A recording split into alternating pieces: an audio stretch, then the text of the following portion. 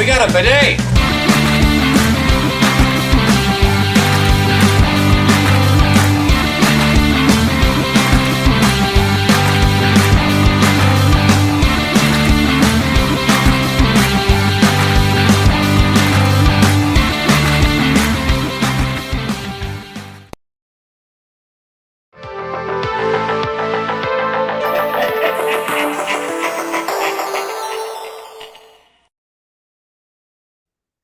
Hey everybody, welcome back for another video in today's Shoot the Sheev podcast. We have a very special guest. One of my favorite human beings is here with us on the channel, and that is Cameron. So say hello, Cameron. Hi guys, everybody. So what you may notice, before I get into that too, Cameron also has some taglines for social media and whatnot.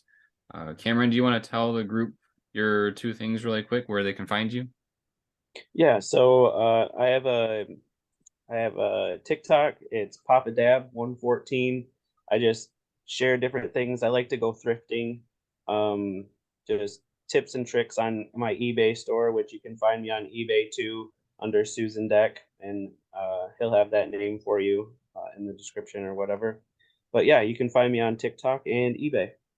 Awesome. Yeah, we'll have the description things right on the bottom of our banner. So if you look down, you can see ours, and you can also see Cameron's on there as well. So welcome, Cameron. We are excited to have you here today. For those of you watching, you probably see that the topic of this video is, if there was a Star Wars show that you could see or want made, what would it be? And so this could be a wide variety of things, with the way that Star Wars is going right now. We're getting a whole bunch of different shows, and who knows, maybe some of the things that we talk about today could come to fruition in the future, which would be very exciting, especially since it's something, we would want to look forward to. I guess before we dive into what we want to see, just talking about Star Wars shows that have already been out, is there any particular show that stands out to you guys that, maybe would inspire, so to speak, a show that you'd like to see? Yeah, so I'm really excited for the new season of Mandalorian to come out. And my idea kind of stems off of that kind of thing where it's like one character and it's like their backstory, and just tell their story as opposed to have them be a part of the big picture. Cool, and we'll actually get to his in a second here. I went a very similar route with my show, which is funny because we have not discussed prior to recording this what each other's shows would be. But it is so hard to think about a brand new idea that's something you've never seen before. So I went the same route. I was going to talk about the same show. So, well, to be kind of fair, Star Wars has so much literature that is out there, and really they have so much current literature, and they have so much that they threw away and are bringing back and just trying to say it's their own now, which Disney, it's not. It was people before you.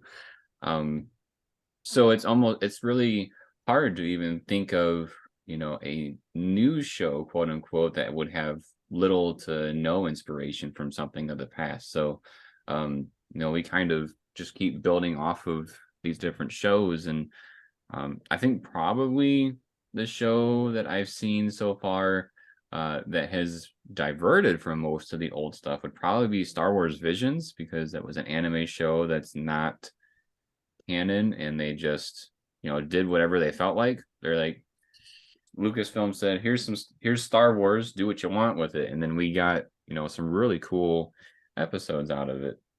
I think what would inspire my choice as far as shows, I guess Mando is the only one that really focuses on and Book of Boba. They focus on a singular character. I don't really think the route I want to go is going to be very inspired by other shows because my idea is inspired by the books. So I would say if I were to pick one, it would probably be Mando. So we're all on the same page as far as that goes. But my guess is that we are all well, we all really enjoy Mando, but we probably all like the structure of it as well, and that's probably what's thriving within the shows that we want to see in the future. So diving right into a show that we may want to see in the future. And again, Sarah just said a second ago, we have not talked about these. So we have no idea if they're all different. We have no idea if they are the same. We'll just find out and see what happens. So, Cameron, what would a show be that you would like to see in the future? So I know I'm gonna get some backlash from some people out there, but I don't think Jar Jar Binks got enough credit. And so I would want to see kind of like the structure, like you said, of the Mandalorian, where it's kind of like his backstory, like before he got exiled from, I want to say it's Oda Gunga, Oda, I don't know how to pronounce it, but okay, cool. So like his backstory before he got exiled, you know, what he was doing before then, and then maybe some things that happened before he ran into the Jedi's as he was foraging. So yeah, I wanna see some things, you know, out of what he's his life before then. Are you thinking like his childhood or like, when he's say in his early 20s, or I don't know how old he is in the films, but like maybe the decade before the films where he's like learning to become an adult, if that makes sense? Yeah, I mean, it could start from his childhood and like very vaguely touch on his childhood, but like the middle part of his age, like when he joined the military there and stuff like that. Just, you know, what actions he caused to make him be exiled before all of that happened. So Nice. I think yeah. there's a couple of things I think about when I, just hear that right off the bat. I don't think negatively, like you said, you might get some backlash. Um, one, Jar Jar had like an alluded to future of what happened to him. I know you mentioned prequel type stuff or like before Mhm. he met the Jedi. There's also things that we kind of did and did not get as far as where did he end up. And one fun little nugget is that in the video game The Force Unleashed, there is a section where you are going through an Imperial base and there is a Gungan that is frozen in carbonite. And there's a lot of speculation that that was Jar Jar. So Mm. before Disney bought Star Wars, that was the idea of what his fate ended up being. But I also think just even outside of that, it'd be interesting to see what happened to him because Jar Jar was responsible for the clone army. A lot of us I don't really did think of that. Yeah, I did read that when I was doing my research this morning because I wanted to make sure I knew some things that I was talking about.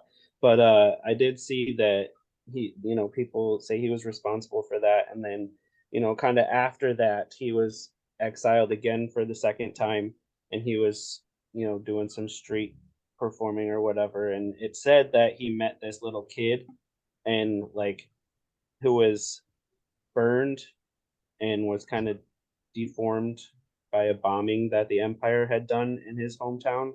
And it said that they like run off together or they went nowhere together. So kind of a story maybe based on his journey with that kid. Interesting. That's something I didn't know. I've never Yeah. looked much into Jar Jar. So, yeah, that'd be really cool. I would be interested in the before as well. I don't think we've Mm, ever seen, at least on film, um, what he did to get exiled. I'm sure it's in the book somewhere, but it'd be cool to even see that portion, uh, especially since I, for all three of us, that's the Star Wars that our generation grew up with. So, Right. he is a character that I think our generation probably appreciates more than the older generation. I think that's where most Right. activity comes from. Yeah, I think it'd be cool. I could almost see you wrapping up the show with like maybe a montage. Like if you're talking about bulk of the show being before we meet him, like before he meets the Jedi, maybe towards the end of the show doing like a montage of, him in episode 2 of the Star Wars film, because we do see him very, very briefly in episode 3, but there's a decent amount of time that passes in between, and there could be a lot of key things that he does that never really got explored, that you could dive into too. And Yeah, I'm for sorry, sure. Sarah, but Star Wars politics is fun. That is kind of debatable, but sometimes I'll agree with you sometimes. How about that? Was that supposed to be a political reference? That it's debatable? No, but giving you an answer that's not an answer was. You're poking fun at me. What were you gonna say, Cameron? Oh no, I wasn't gonna say anything. I was just laughing at you guys. Oh, it looked like you were about to say something before I interrupted. Um, Does he I have any siblings? mm, Yeah, I don't know. I didn't see anything about that. I think it'd be neat to kind of see like his family structure, you know? Yeah, I for think if sure. I were to try to visualize what this show might look like, my guess is that we might get something that's kind of like Book of Boba in a way, where I could see like something crazy happening where Jar Jar, like it's right after episode 3 where the Empire is becoming a thing, and like you said, Jar Jar runs into this kid, and I could see this show being Jar Jar telling the kid his past so we can learn some of his prequel stuff, and then along the way progressing what is happening after episode 3, kind of like Bulba, where he was in his element, but when he was in present day and in the Bacta tank, we got more of his history. So I feel like they Yeah, could almost play off of that. yeah, I like that idea.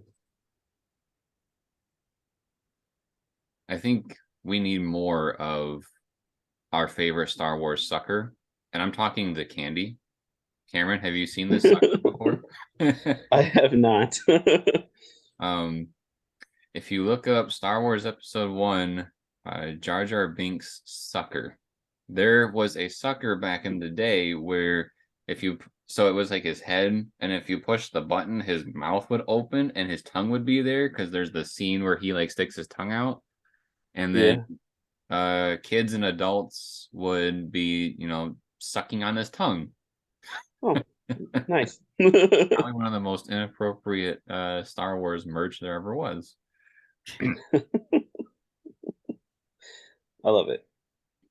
I wonder if he was he always a ditz and clumsy and, kind of just not all there, or was there something that happened, like some sort of an accident or something that happened maybe in his teen years that caused him to lose a few marbles in his brain? Are you insinuating he Yeah, was and that's dropped on his head? Maybe. his ears would have saved him, so it's okay. Oh, this is true.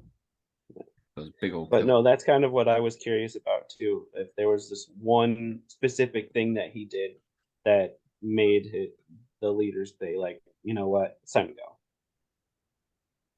Well, he definitely did something, because like I think I you think I think it said something about like he crashed a submarine or something like that. mm, So that gotcha. means you can't live here anymore?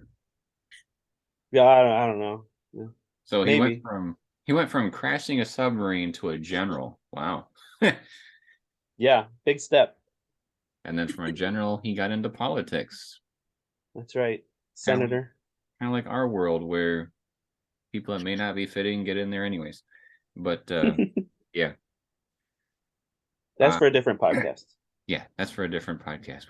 We try not to get too political here. Even though Star Wars politics is fun, Sarah.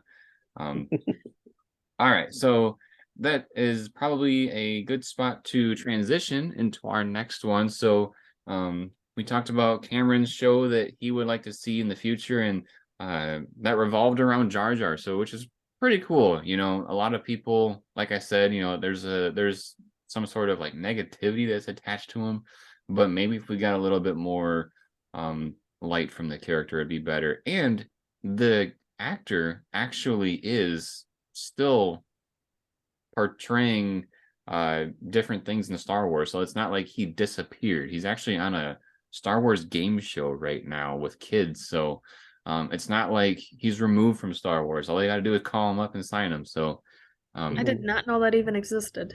yep, I watched it for a couple of episodes and really wasn't for me. Like I got the I got what I needed out of like 2 or 3 episodes. But yeah, so we're gonna take a short break and then we'll be back with Sarah's show that she would like to see. So stick around. Have you ever wondered what it's like to grow up during the prequel era? Do you wonder what type of merchandise was around then?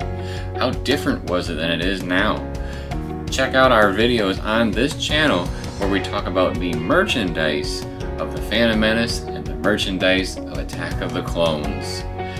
They are here on this channel. The Phantom Menace is my first video ever on YouTube, so there's a special place in my heart for that one. So please, if any, check that out. Now back to our show.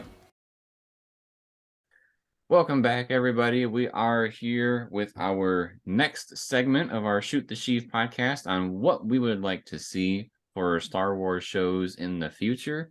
And so, Sarah, what would you like to see for a Star Wars show of the future? I actually really struggled with this question because there are so many different things and nooks and crannies you can dive into. I think the most obvious one, this is not what I'm picking, but I think the most obvious one for me, because if you know me, you know I really like Ewoks, would be to say some sort of Ewok show, but we already have that. So it's got to be something different, right? For those of you that don't know what she's talking about, there's an animated show that was released a while ago, and there's actually a couple of Ewok movies too. All of it is on Disney Plus, so if you want to check that out, you do have access to it. Sorry for the interruption. It's one of those things where if you glaze over it, people will be like, what is she talking about? So I want to make sure that we inform. Yeah, all good. I actually have not seen them. I've seen bits and pieces of one of the live action movies, but not the entire movie through. So I'm trying to think of something different that I haven't seen before. And, we kind of talked earlier about how it's really difficult to come up with a brand new concept with completely new characters and whatnot. So kind of focusing on backstories seems to be, at least for me, the easier route to go.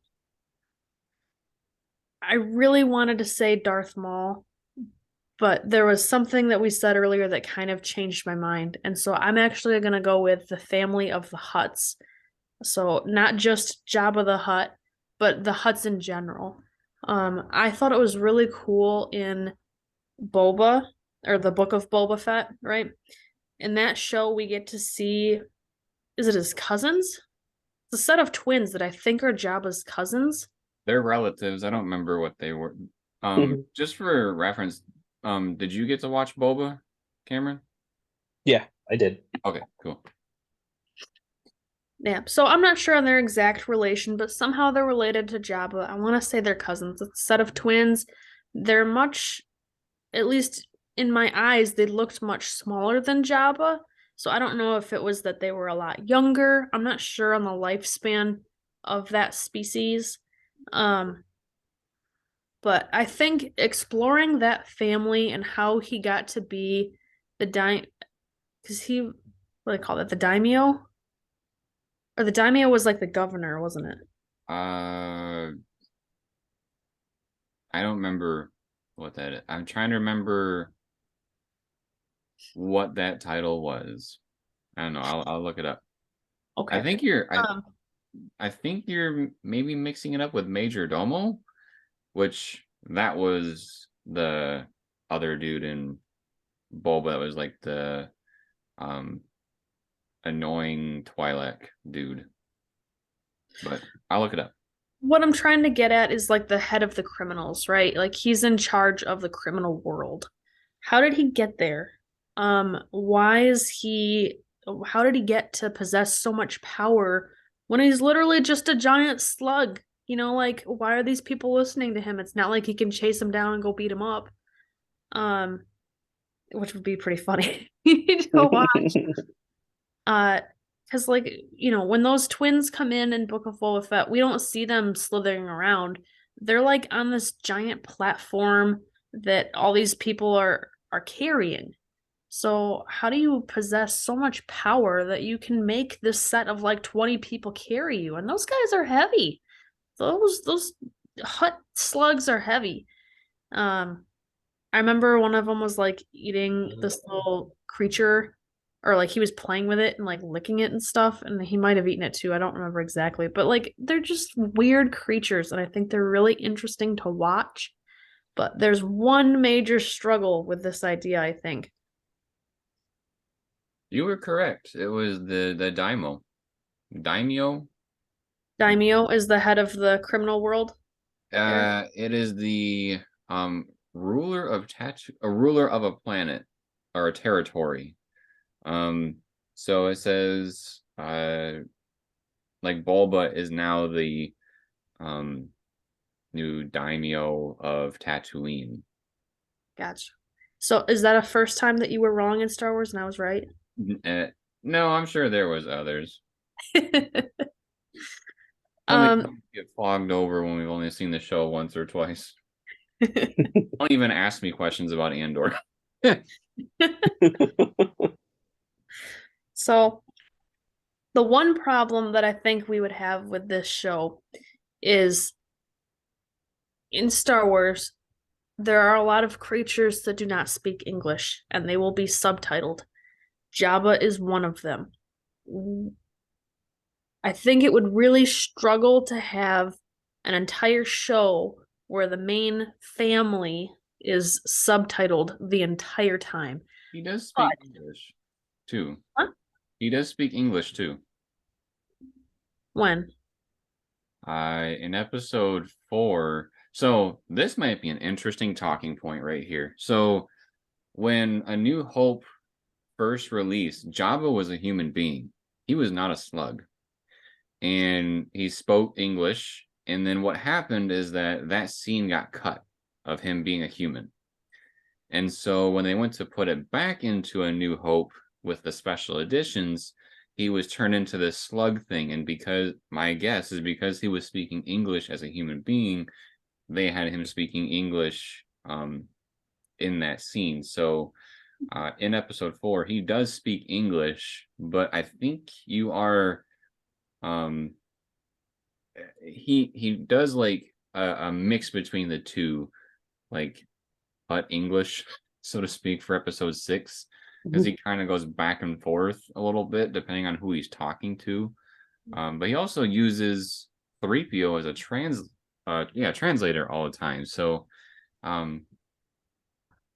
why he doesn't choose to just talk English to English speakers and Hut to Hut speakers, I don't know.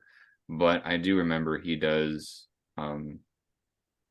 speak English a time or two. Maybe his English is kind of broken and he, only knows so much and can struggle with what to say sometimes, so he'll just let 3PO translate.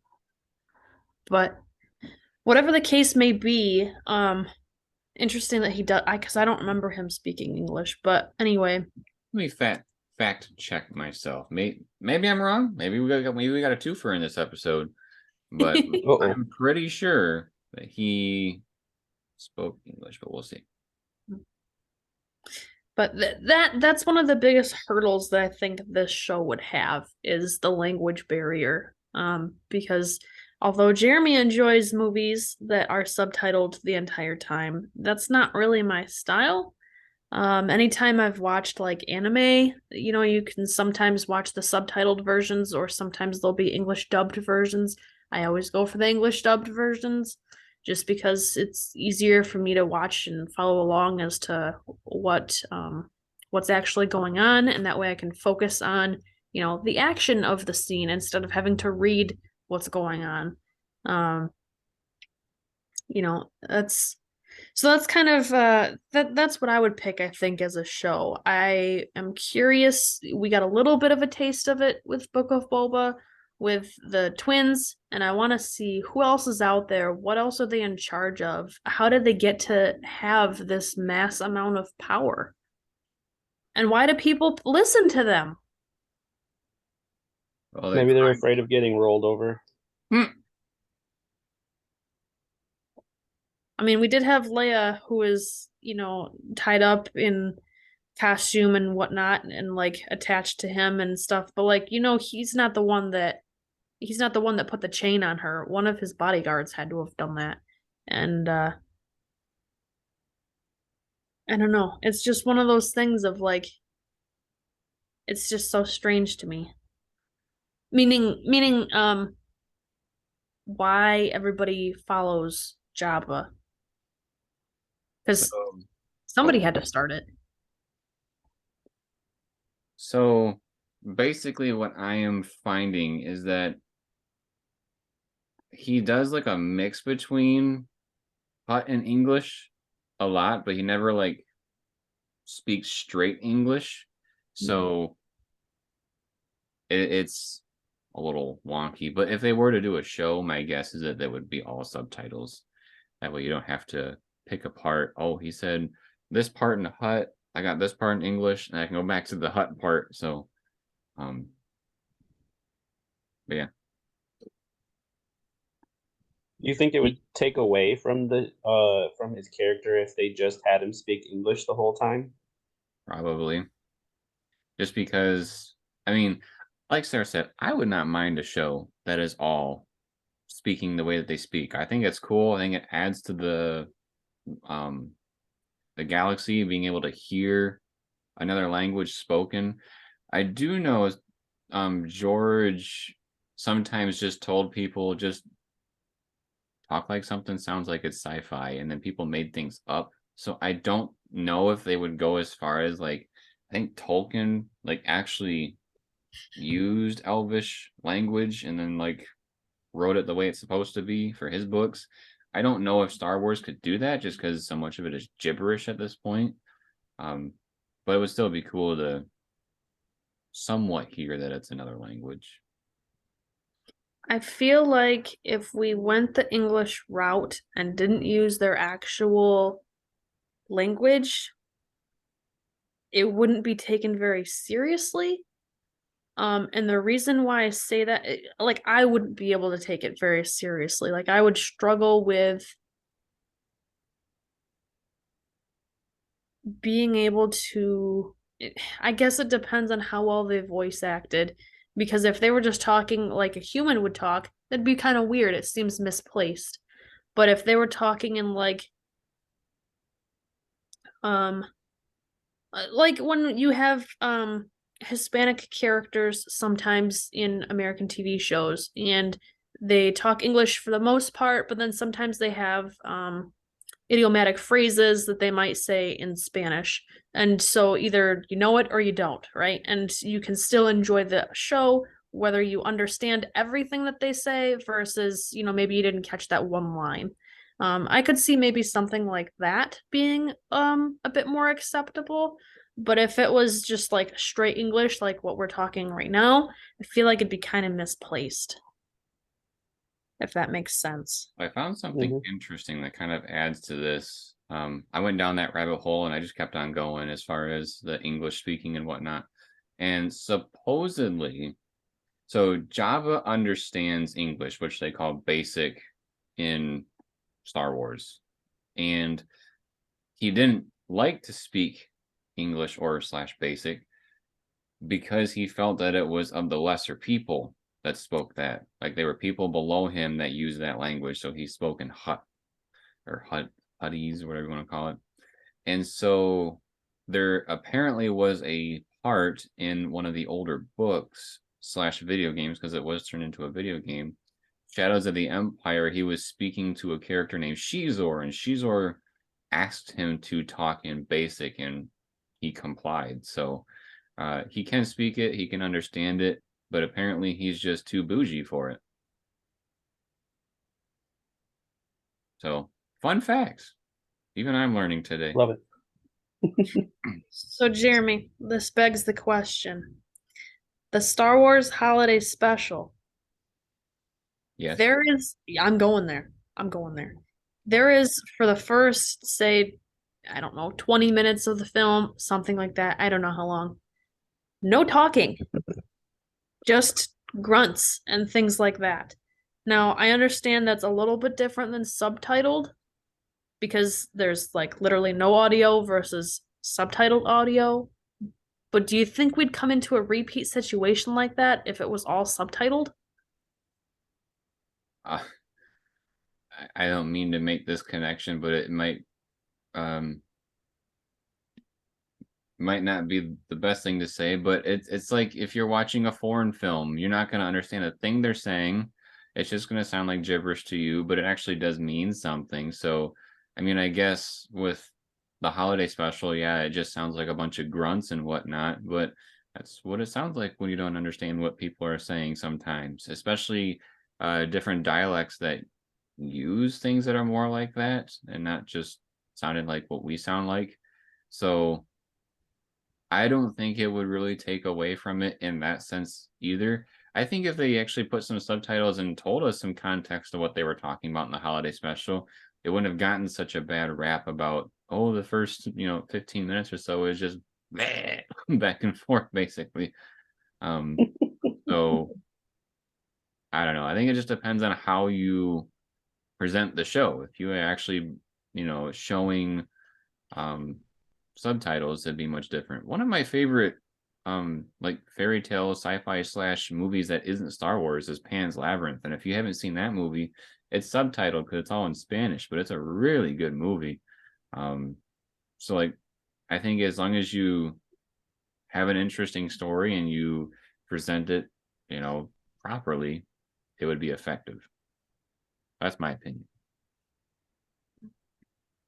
So Sarah's show was exploring the Hutts, which would be very interesting. We could get some sort of crime lord type show, which I think they tried to do a little bit with Bulba, but because he wanted to rule with respect so much, it kind of pulled away from it. So I think if we followed the Hutts, maybe we would get something that's a bit more gritty and probably a bit more I don't know if graphic is the word, but it would be More more raw? Dark. yeah, dark, raw. I like it. So it's exactly what it would be. So yeah, it'd be very cool. They actually his name was floating around at Lucasfilm when they were first trying to figure out movies to do, like when they thought of Solo and stuff. So they might have some sort of story in their back pocket that they could explore with the Hutts. So we'll just have to wait and see.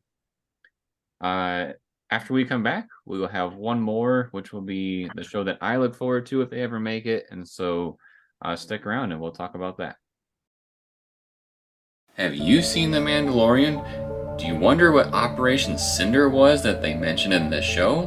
Well, we got you covered because we have an entire playlist dedicated to the Star Wars Battlefront 2 campaign, which highlights Operation Cinder.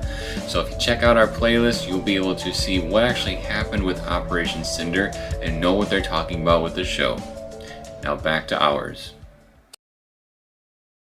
Welcome back, everybody. We got our third show that we're looking forward to, and this one is mine that I thought of, and unfortunately mine isn't, I think, as creative as the other two, just because both Sarah and Cameron's are kind of in that realm of Star Wars where we probably would get more answers about those characters that we don't really know right now. Like Jar Jar, we see a little bit, but it would be nice to know more of what happened to him. And also the Hutts, we hear about them being scary people, or slugs or Hutts, whatever you want to call them, but we don't really, like, I think Sarah was mentioning, why are people, afraid of these Hutts, kind of a thing. So it'd be interesting to follow that. And what mine would be is a show that is centered on Vader and specifically when he is transitioning to the dark side. So like everybody says, well, we already got that show. It's called the prequel trilogy. Well, no, you got the story of Anakin, and then you got to see him put in a suit. We didn't get to see, you know, what he did after that. What happened between episode 3 and Kenobi? That's 10 years. So there's a whole lot that we could explore with Vader. A couple of things, and it's really interesting some of the things they did in the Kenobi show that reference what happens in the comics, because that's where I would pull material from. When Kenobi and Vader do their final fight, Vader does like a pose where he kind of almost looks like a batter. That's one of his poses that's in the comics. It's on one of the covers. So they are pulling some reference material from the comics. Like, I was shocked to see that. I was like, whoa, really cool. And like different things that we could see. Vader was not handed a lightsaber, you know, when he joined the dark side. We saw in episode 3 that even though he was on the dark side, he still used a blue lightsaber. So where did the red one come from? One thing that people probably don't know, if all you watches the films and the shows, is that to get a red lightsaber, you actually take the crystal from like a Jedi's lightsaber and make it bleed. And there's different ways that they do that to the crystals. And, you know, how did Vader do his as opposed to Kylo Ren? Obviously, Kylo Ren's is a bit different because he did it a different way. That's why his is unstable. So we could see more of what did Vader have to do to get, you know, where he's at least at the point of Kenobi. How did he get involved with these Inquisitors? Would we entertain the idea of, you know, him finding other apprentices to overthrow the Emperor, which hints at Force Unleashed, which would be very cool to explore, even if that's like a subplot in his series. They have the actor that played Starkiller, also known as Galen Merrick. So they could do a lot with that stuff.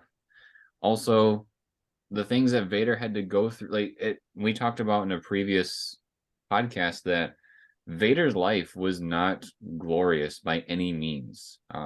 Not only is he dealing with the fact that he basically murdered his wife, and spoiler alert, there are ways that Vader was trying to find a way to bring her back to life, or at least communicate with her and the other realm. I don't know what they want to call it for Star Wars, but he even tried to sacrifice planets so that he could do that, using the Aeon engine that is explored in the Vader Immortal game, which Cameron actually did play the first section of that at our house with the VR. Yeah. So basically that story would be flushed out a little bit with maybe a backstory with Vader. There was one, oh yeah. When we see Revenge of the Sith, we think of, you know, the Emperor and Vader are this like buddy. Like they're not opposed to each other. When we see them later on in the original trilogy, they seem to like work really nice together. And that is not how their relationship goes once Anakin falls to the dark side. We talked about how, you know, Anakin has this struggle. So Anakin / Vader has this struggle between the dark and the light from the get-go. Like when he falls to the dark side, all the way up until the point of when he switches back to being a Jedi, right before he dies, actually, in Return of the Jedi, he never fully goes to the dark side. And because he does this, the Emperor tortures him. He like shocks him with lightning and basically tells him, you are now mine. You basically do not have any choice or say or life outside of just being at my disposal. And so you have to accept it. And that's going to be your life the rest of the way.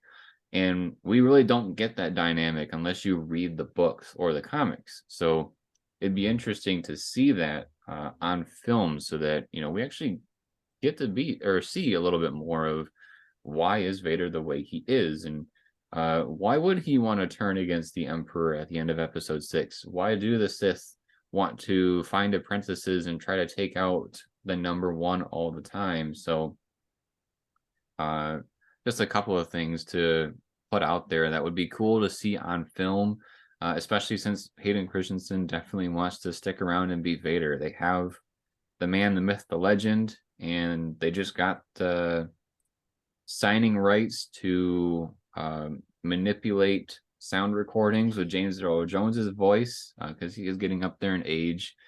So they have all the tools. They can do that. So that'd probably be what I want to see. He's my favorite character, and there's, even though he's had so much screen time, there's so much more to explore with his character. Leave it to Jeremy to say he wants a TV show about the video games he plays. Yeah, it's a huge missed opportunity that they're not doing stuff with that. You know, okay, we have The Last of Us right now on HBO Max. That is a video game adaptation of, you know, a video game, obviously. And it is very successful right now. Things can be done right. I'm looking at you, Resident Evil. Get your stuff together. But there are right ways and wrong ways to do video game adaptations, and I think in the right hands, some of those games could be very good for the small screen if it's a TV show, or the big screen if it's a movie at the cinemas. Not only The Force Unleashed, but another big one was Shadows of the Empire. You know, we briefly mentioned that with Sarah's show because of Jabba, because he's part of that as well. But I mean, that thing was so big. It was before Disney bought Star Wars, but it was so big. It got literally everything except for a movie. It got a video game. It got a book. It got a soundtrack. It had action figures. It had comics. Like I said, literally almost everything except for the movie. That's how popular it was. So there's a lot of material that Disney is not tapping into, which, in my opinion, is a mistake, just because they literally had the roadmap there. They could have just done it. Everybody else is doing it, like Lord of the Rings, Twilight, Harry Potter, and they're successful. Why couldn't they do it? But well, you think with after Kenobi, you think that maybe they're trying to work their way that way with, you know, Vader being in the Kenobi series? You think they're trying to start walking down that path that try to fix what they missed? they could. The only thing that kind of rubs me the wrong way, if that's the route that they're going, is, you know, this stuff, it did not take the Emperor 10 years to try to put him in check, and it didn't take 10 years for him to make a lightsaber. He already had the red lightsaber. So there's like a lot of content that they would be missing out on unless they plan to do some sort of flashbacks. But yeah, it really depends on how they want to do it. I think kind of what they should be doing with the Kenobi show, like they did season 1 with a focus on Kenobi. I think season 2 should be a focus on Vader, and then Kenobi is kind of like the background character, like Vader was in Kenobi's show. It's kind of like a vantage point switch, because then we can learn more about Vader during this time as well. There's also that enemy aspect of Kenobi being alive and well. It would almost be like flipping the script of Kenobi's, because in the middle of Kenobi lost to Vader, and then he came back and beat him. Well, now that Vader's been beaten and broken a little bit, how does he not have some sort of ambition or revenge that he wants to take out on Kenobi moving forward? I don't think they're going to wait another 10 years to say that the A New Hope battle was that next battle, especially since they ruined the line anyway, so might as well. I think it'd be really interesting. We kind of see Kylo. You made this connection too, but like, I guess kind of the way I'm envisioning this is like, you know, when Kylo's on the dark side, and he's kind of has his struggles a little bit, not sure and stuff, but like being at that impressionable age, so to see Vader at that same age, essentially close, in his younger Vader years, where he's, um, I guess, kind of going through like the torturing and the coping of the death of his wife, and how do you move on from this? And um, like we really only know him as Anakin and a very old Darth Vader, where he's up there in age, and that's why battle eventually takes him out, is because he can't handle the battle anymore. And maybe because he gives up in fighting a little bit, losing the will to live and whatnot. And there's you're right, there is a lot in between there that could have some very interesting points in terms of like, his own struggles. Yeah. Kind of to go off of that, um, we talked about, I can't remember if it was off screen or not, but we were talking about, and at least in the previous podcast, that people were saying that Hayden Christensen didn't do a good job with portraying Vader and stuff. This might be a nice way to like bring in those things that you're talking about, that we've mentioned, and basically put it back in their face, like, hey, it's the same dude and this is the character, but now he's in the suit. Do you now see the connections? Do you now see the pain that he's going through and why he was the way he was? So that'd be a kind of a cool way to bring that aspect full circle in a way, in my opinion. Because yeah, he's dealing with a lot. Like, I don't think people think about the fact that he lost his mom and he takes blame for it. He promises his dead mom at her grave, I won't fail again. He fails again, and not only does that, he's the one that killed his wife. So now he's grieving about that. Then, person that he thought was his father figure is now treating him like absolute crap. He's losing everything.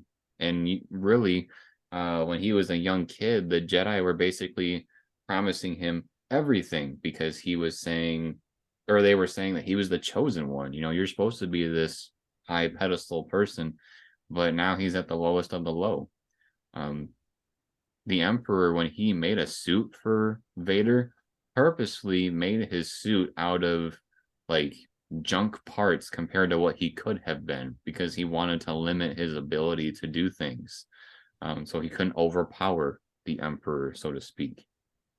So there's like these little tidbits of information that I think would really add to his character, and just why he is the way he is.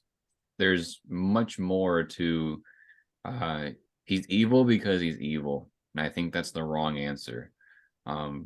He's evil because he's been misguided. He's been spit in the face by the Jedi. It's plausible why he ended up the way he is, and he's just trying to find himself really in this world, and he hasn't given up on being a good person, and we see that at the end of Return of the Jedi. So so many things we could explore. We could probably go on and on and on about it. But just to wrap up my little soapbox there about Darth Vader, that is my show that I would like to see in the future. We are getting a show called The Acolyte, which is supposed to, dive into more dark side type stuff. But I think that we could really use a character study, so to speak, on Vader, whether it's his own show or whether, like I said, we kind of flipped the script on Kenobi, and instead of it being called Kenobi, we call it Vader or something like that, where it follows that same line, but just has a different viewpoint. I think that would be really cool, but who knows if we'll ever get it. They seem to be picking characters that we don't need backstory movies about. But who knows? Sky's the limit, and Disney wants to make as much money as they can, so maybe. All right, we'll come right back after this with some closing thoughts, and then, yeah, we'll wrap it up. So stick around. Have you ever wondered what Amazon coffins are and what they're full of? Well, we got you covered here on the channel. Check out our playlist of our Amazon coffin unboxings, where Sarah and I open up boxes that have Amazon returns, and we share with all of you what we get in each of those boxes. If you ever wanted to get into liquidation and want to know what types of things you can find, check us out. Now back to our show. Welcome back, everybody. We are in our final little segment here. We just kind of wrap things up. Just kind of thinking along the way, you know, we've been talking about different shows that we would like to see in the future. More importantly, the ones that we probably look forward to the most, we're most intrigued by. I know Sarah mentioned that she might want to see like a show on Darth Maul. So is there maybe like an honorable mention that you guys think? Maybe we can start with the whole Darth Maul idea and then see where we go from there. What about Darth Maul would you like to see more of? Well, I think I just feel like his screen time was so short. He, if I'm not mistaken, was at least one of the first people we saw with a double-bladed lightsaber. So where did that come from? How did that come to be? How did he even think of that? And why has nobody else thought of doing that? I know Ahsoka also has, you know, 2 lightsabers, so it's not like he's the only one that's got 2 lightsabers or a double-end one or something of that, you know, something different, so to speak. But we also just don't really know a whole lot about his race in general, or his species, if you will. So I feel like it's just a very open area that we could explore that we don't have a whole lot of background on. There's not a whole lot of plot armor necessarily, with the exception of Darth Maul himself. I know from seeing Black Series figures in stores and stuff that there are others of his species that, you know, are in video games and whatnot, so that could be kind of another avenue to go, or just going totally separate with a new, you know, where did he come from? And I know it was very exciting to see him in Solo, but it was for such a teeny tiny little part. It was kind of pathetic, to be honest. I wish that we could have seen more. So before anybody hops into the comments and starts saying some things for Sarah, I will bring to light a couple of things that you were pointing out.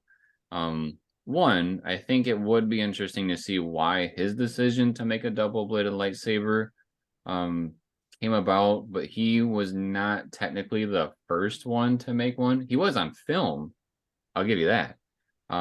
But there was a video game called Knights of the Old Republic, which takes place like hundreds of years before episode 1, and they had double-bladed back then, so it was a thing.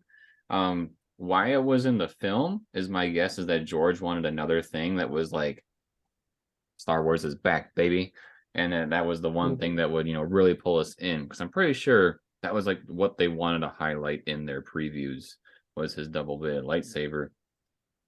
Also, if for those of you that may not know, George was huge on merchandise. So double-bladed lightsaber is a new thing out there. Everybody's going to want to buy one. So that could have played a part in it too.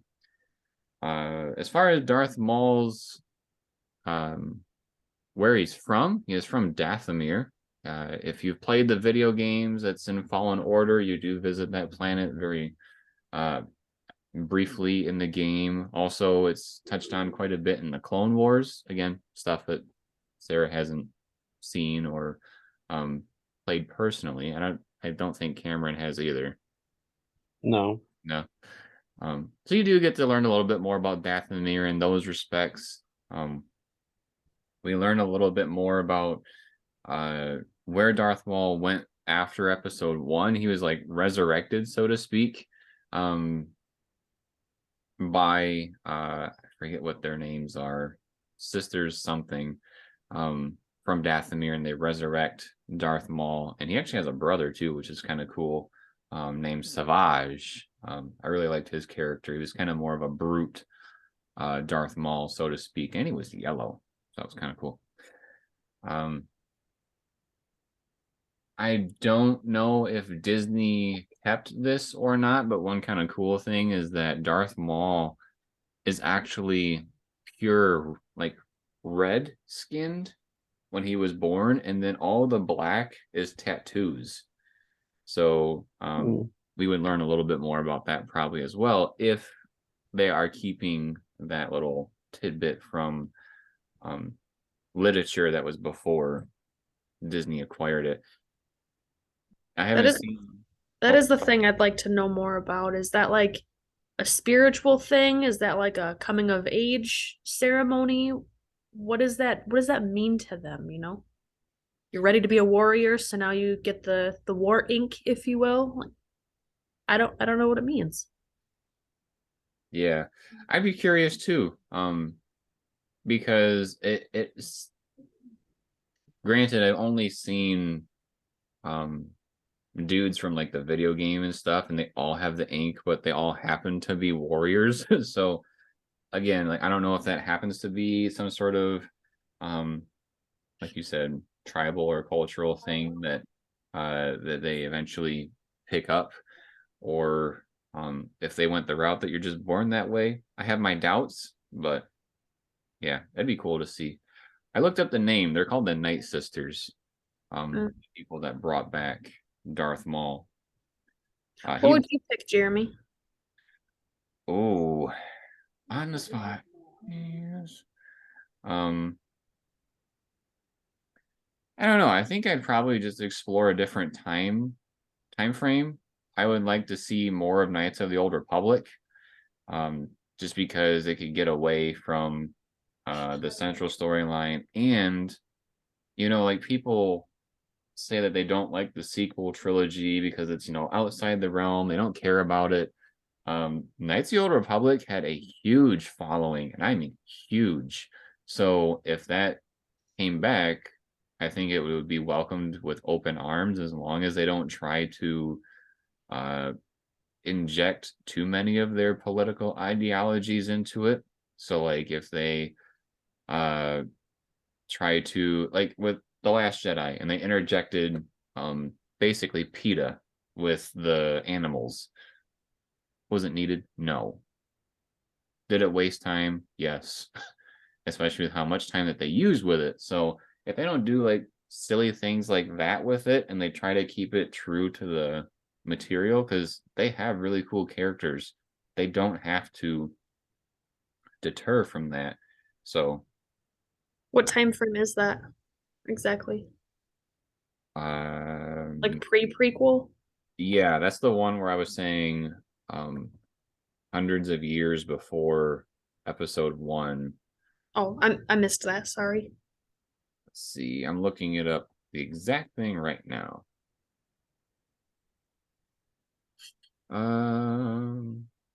So it looks like Knights of the Old Republic is 5000 BBY. So that's thousands of years before the stuff that's happening in the movies. So if you don't know what BBY is, that means before Battle of Yavin, which is the battle with the Death Star in the original film. So if you ever see BBY, that's what they're referring to. And then what would be after Battle of Yavin, I'm assuming, is what's going to be the second one. So ABY maybe. But what's also very interesting about this idea with Knights of the Old Republic is that what we're used to is we see the rule of two with the Sith. There's one person in charge, and then there's a second one that follows them. And then it's a little loose with extras. Usually the extras are wanting to overthrow the person in charge. So that's where that kind of comes into play. But during this time, there was, just like how there's hundreds of Jedi in the movies, there's hundreds of Sith way back when. They did not come up with the rule of two until a later time, which would be another show that would be really cool, which is called the Darth Bane trilogy. That was a book set that was really well received. And that's where they came up with the rule of two. So that would be another one that'd be cool to see. But again, those were books before Disney bought it. And so they kind of pick and choose what they want to do with their lore, so to speak. So Interesting. I feel like it's such an untapped part of the market where if they did it, it would be very successful if done right. But I think Disney is way too stuck up with wanting to make original content and pushing their own stuff. Like with the sequel trilogy. That is kind of the thing to do, though, right now. I mean, Game of Thrones did it where they went back hundreds or thousands of years or however many, I know how many for Game of Thrones. I'm just saying they went back way far into the past. And there was another show that recently did it too. I just can't remember which one. And the thing is, too, they're using source material from, where Game of Thrones came from. Like the George R.R. Martin, who wrote, Game of Thrones, wrote House of the Dragon. So it's not like they had Game of Thrones and it was successful, and then they brought in some writers that think they know what Star Wars is and then made a new show. It's it's cohesive. It's from the same person. Which if you don't know what George Lucas's sequel trilogy would have been, a lot of people prefer what that would have been. He literally gave the idea to Disney and then they just pour it up. So Cameron, what would you pick as an honorable mention? So before I settled on Jar Jar Binks, I was kind of thinking, and I couldn't remember his name, but it was the slave owner of Anakin, Watto. and I think his name is Watu or Watto. Watto. Okay, yeah. And I know it wouldn't be as popular as both of your ideas, and this is why he's an honorable mention. But I think it would be kind of interesting to see him. I think it'd be cool. One, they actually do go to like his planet in the Clone Wars, so we do get to see a little bit of maybe where he came from.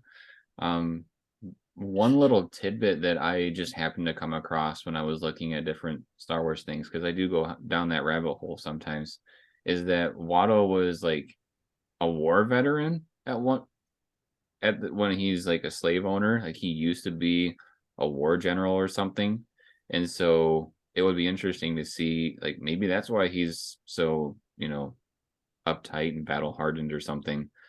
Maybe something happened during his service and made him who he is. Yeah.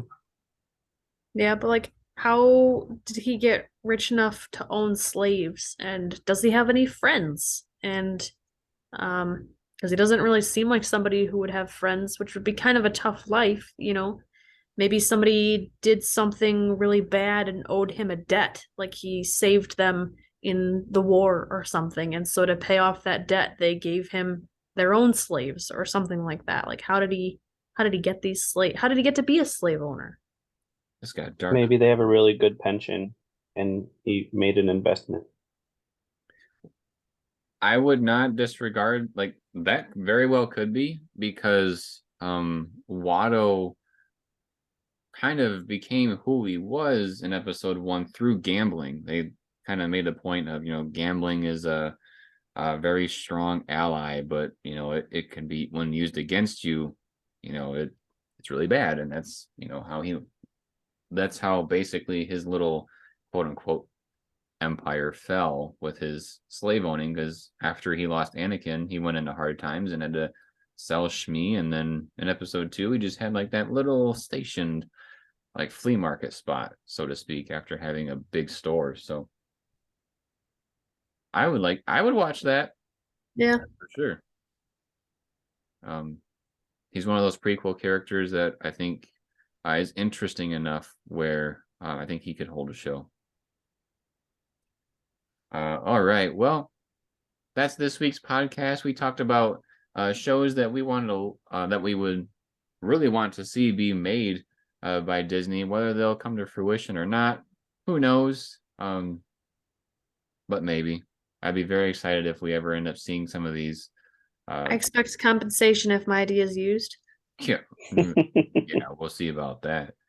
But yeah, and then we talked about some honorable mentions as well here in this little final segment. So we're gonna wrap it up here. Before we do our little send off, I want to say thank you very much, Cameron, for being on the podcast with us today.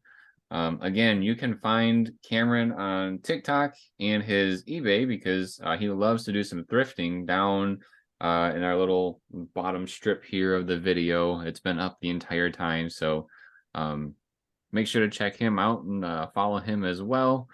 But if you enjoy this type of video, make sure to subscribe to the channel and also turn on notifications. We have a Shoot the Sheev, at least currently, coming out every week.